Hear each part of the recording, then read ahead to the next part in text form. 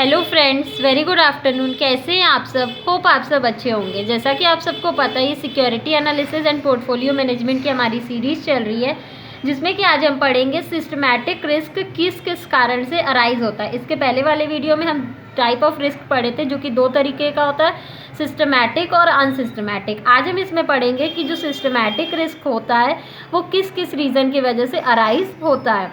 तो आइए पहला रीज़न देख लेते हैं, वो है हमारा market risk. Changes in demand and supply pressures in the market following the change in flow of information और expectation। अगर देखिए मार्केट में डिमांड या सप्लाई चेंज होगा, ठीक है, किसी भी चीज़ की, किसी भी स्टॉक की, किसी भी सिक्योरिटीज़ का डिमांड या सप्लाई चेंज होगा, तो उसके वजह से भी क्या होगा, सिस्टमैटिक रिस्क आ सकता है। नेक्स्ट है market risk is referred to as stock variability due to changes in investors preference and expectation. अब देखिए ये जो मार्केट रिस्क है, ठीक है, ये क्यों अराइज होता है। ये मान लीजिए कोई इन्वेस्टर है, ठीक है, वो अपना पैसा किसी और चीज़ में इन्वेस्ट करना चाहता है, तो जिस चीज़ में वो इन्वेस्ट करना चाहता है उसकी सप्लाई बढ़ जाएगी, और जिस चीज़ से वो अपना पैसा हटा रहा है, ठीक है, यानी वो उसमें इन्वेस्ट नहीं करना चाहता, उसकी डिमांड क्या हो जाएगी, कम हो जाएगी। नेक्स्ट है आपका that portion of total variability of return cause by the alternative forces of bull and beer market. वही जैसा कि मैं समझा चुकी हूँ, अगर वो जिस चीज़ में पैसा इन्वेस्ट करेगा तो उसकी की डिमांड ज़्यादा बढ़ जाएगी, और जिस चीज़ से वो पैसा अपना हटाते जाएगा उसकी डिमांड क्या होती जाएगी, कम होती जाएगी। नेक्स्ट है the forces that affect the stock market are tangible and intangible event.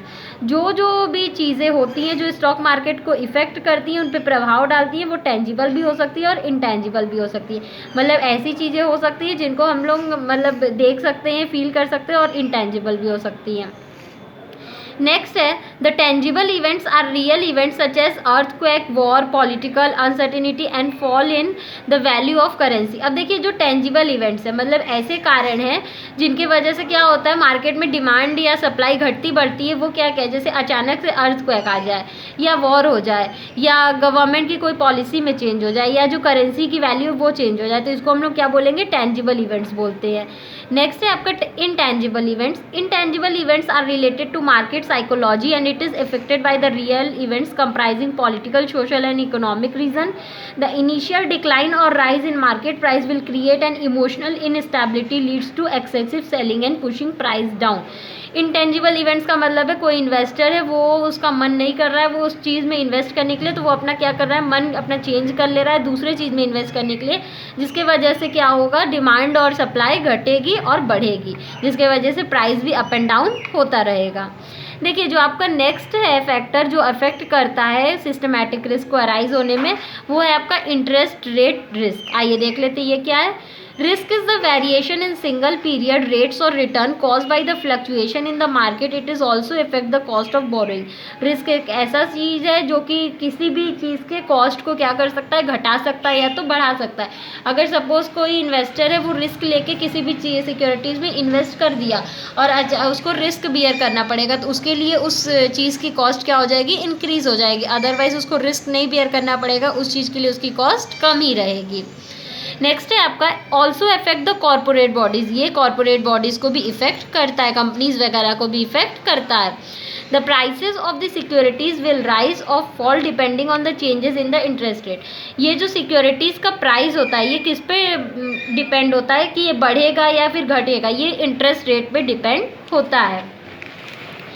The longer the maturity period of security the higher the yield and lower the fluctuation. जैसे देखिए जितना ज़्यादा समय के लिए कोई भी इन्वेस्टर अपने पैसे को इन्वेस्ट करेगा, उतना ज़्यादा ये उम्मीद रहती है कि उसको ज़्यादा से ज़्यादा रिटर्न मिलेगा, और उसके प्राइस में जो फ्लक्चुएशन है वो बहुत ही कम होगा। इसका आपका नेक्स्ट पॉइंट है shorter term interest rate fluctuate at a great speed and more volatile. जो अगर लेकिन कम समय के लिए, मान लीजिए हम अपना पैसा 6 महीने के लिए इन्वेस्ट कर रहे हैं, तो उसमें बहुत ही ज़्यादा चांस होते हैं कि इंटरेस्ट रेट आपका क्या कर सकता है, फ्लक्चुएट कर सकता है बहुत ही तेज़ स्पीड के साथ, मतलब बहुत ही तेज़ी से या तो घट भी सकता है या तो बढ़ भी सकता है। नेक्स्ट आपका देखिए कौन कौन से फैक्टर रिस्पॉन्सिबल हैं। Difficult to accurately find out the actual and expected inflation. अब देखिए कोई भी इन्फ्लेशन के बारे में नहीं जान सकता है कि क्या है और क्या हो सकता है, जिसके वजह से भी क्या हो सकता है, सिस्टमैटिक रिस्क अराइज हो सकता है।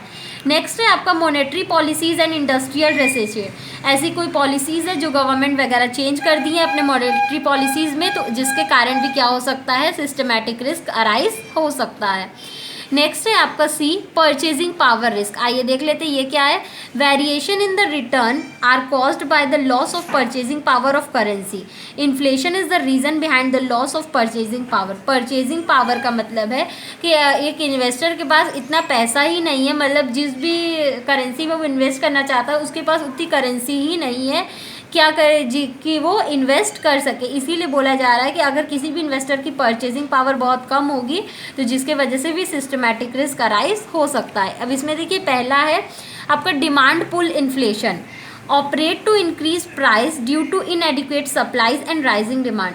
क्या हो जाती है इसमें, प्राइस क्या होती है किसी भी सिक्योरिटीज़ की बढ़ जाती है क्योंकि इनएडिक्वेट सप्लाईज होता है और डिमांड भी बहुत ज़्यादा बढ़ जाता है, इसलिए हमारी प्राइस बढ़ जाती है।